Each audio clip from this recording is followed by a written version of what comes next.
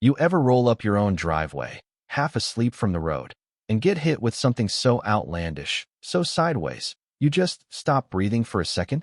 Yeah, that happened to me.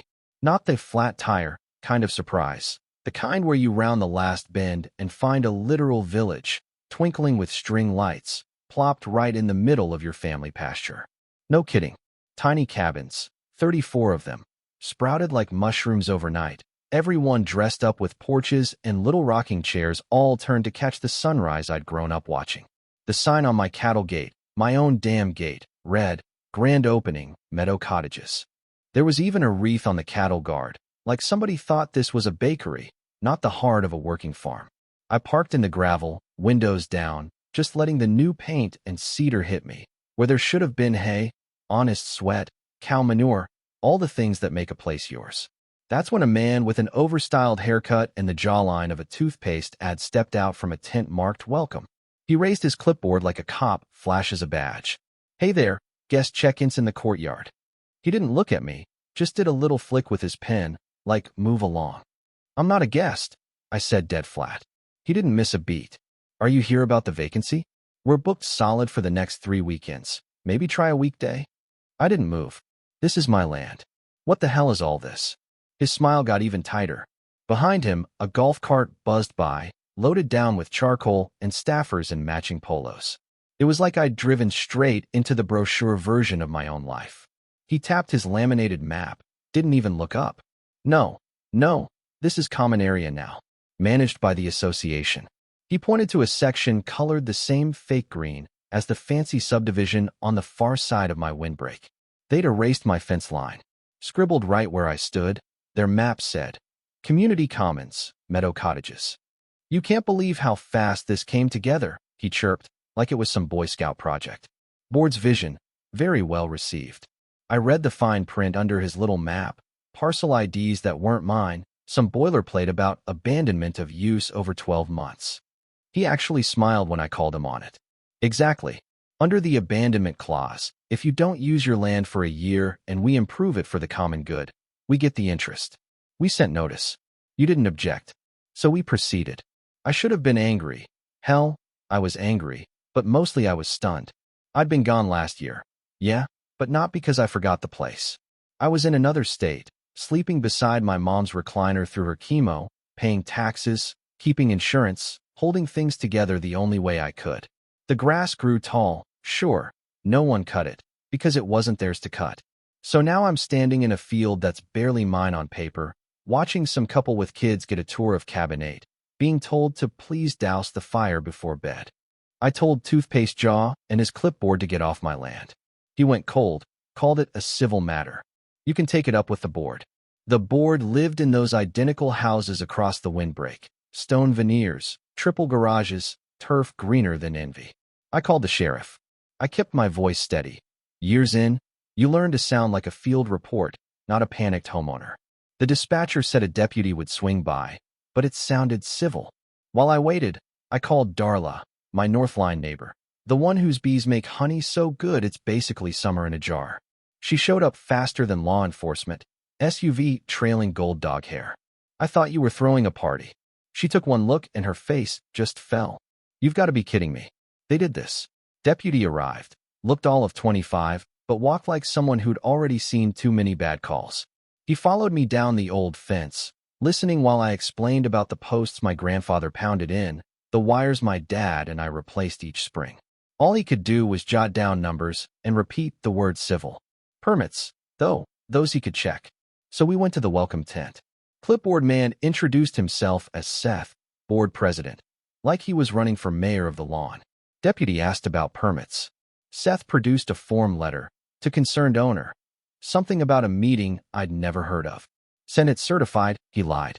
I was at the post office every week. Didn't matter. He mumbled about overlay districts and dropped adverse possession, like he was sprinkling salt on fries. The deputy shrugged.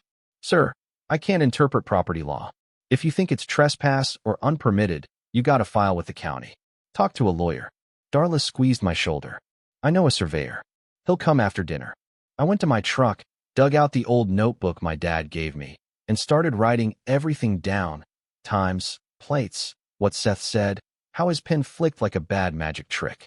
The cabins glared back at me from my camera, string lights like a row of teeth. I crashed at Darla's place, her Labrador snoring at my feet. Couldn't sleep. At 3 a.m., I made coffee, started a list. County clerk, permits, lawyer, surveyor. When the office opened, I was waiting. Marty, my old friend at the clerk's desk, didn't even say hi. Tell me it's not the cabins. I said it was. He pulled up records, showed me an annexation notice, abandonment of beneficial use over 12 months. Recorded 4 weeks ago. There was a county letter, but the last name was off, the email address typoed, like someone had knocked off the brand. Marty printed copies, handed them over with the solemnity of a guy passing you a parachute. I asked about permits. Gwen in building permits, straight shooter, found checkboxes marked owner consent. My signature, in my hand, but pasted. Not real. Gwen sucked air through her teeth. We see this, developers shortcutting. Not okay. She flagged it. Promised a compliance review. Stop use order, could drop quick. Next, surveyor. Bixes, the guy Darla swears can sniff iron pins in a thunderstorm, flagged the real lines with neon tape. Cabin 5 feet over, back wall 8 feet deep. This isn't ambiguous, he said. Somebody thought you'd never show up. That stung. Campfires burning on a field that was supposed to be mine. Childhood memories, now background to someone's glamping vacation. I called a lawyer. Arlo. Sounded like he'd been through enough of these to know the taste. Breathe, he said. This isn't how it works. Covenants don't outrank title.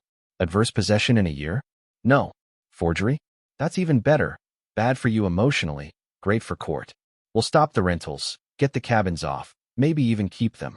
Paper is leverage, he told me. Just send everything you've got. The next morning, I walked my field. Counted 34 cabins, not a one on my side of the line by right. Found fresh PVC running from my barn's water line. An electrical panel I'd installed now feeding someone else's fairy lights. You ever hear the phrase, unjust enrichment? My dad muttered it about neighbors' tools. I wanted to kill the power, but remembered the deputy's warning. Don't do anything that paints you as the problem. It took 3 calls to find a lawyer who really got it. Arlo filed for an injunction, recorded a lease pendens so anyone looking to buy and got spooked by the cloud on the title. Lynn from code enforcement showed up, posted a bright orange cease and desist on the tent and barn. Employees gathered, reading it like a new pool rule. Even the guests looked nervous now. I told a dad holding a baby monitor, "You're in the middle of a land fight. You should ask for a refund." He nodded, said, "I'll talk to my wife." Friday was court day. Arlo laid it out, structures built, forged permits, water and power tapped. The association's lawyer blathered about common good and abandonment. The judge wasn't having it. Covenants don't transfer title, and a year of non-use is not forfeiture, he said, then signed the restraining order right there. My field emptied out like a ghost town by sunset. Someone unplugged the string lights. Fire pits went cold. All that noise gone. Turns out the notary stamp on the annexation was fake. The real notary walked into the clerk's office, green journal in hand, swearing she'd never seen the paper. Consumer Protection opened a file. The booking site froze payouts. Refunds started piling up. Even the fire chief sent a letter. The cabins blocked a helicopter landing zone. Arlo filed for damages, punitive and otherwise. The judge called it bad faith encroachment, warned of criminal referrals for forgery, and made it official. The cabins belonged to me. The association appealed, but didn't post bond. Arlo levied. The sheriff scheduled a public sale. Sale day felt like a weird, gentle carnival. Cabins rolled off to a park, a church, a nonprofit for teachers. I kept 5. Turned one into a farm stand, another into a bunkhouse for fire training, another for Darla's honey. The new HOA board, Seth was long gone by then, apologized, paid the water bill, tore up their little paper fictions. You know, for months I walked that field, thinking about what my father said. Property lines are stories people agree to tell. You keep them with neighborliness and by standing up when somebody pretends not to hear you. Seth wrote his story with string lights and emails. I wrote mine with paper, pins, and a law written exactly for this kind of fight. When someone tries to take a piece of your life and calls it progress, you don't walk away. You plant your feet. You speak up, sometimes loud enough that even the quietest corner hears you. So yeah, I legally sold 34 homes built on my own land, and the field is mine again. Funny thing, every time I walk past the gate now, there's a sign that just says, Private Farm. Landing Zone. Do not obstruct. Quiet isn't consent. Paper is a voice. Title beats newsletter. Survey beats shrug. Judge beats clipboard.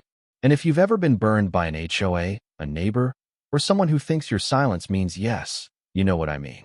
Now, I want to hear from you. Where do you stand on all this? Was justice served? Did the board go too far? Tell me your stories about boundaries, about fights worth having, about what you'd do if someone tried to build a town on your back 40. Let's talk about what's right, what's fair, and why it's never just about the land.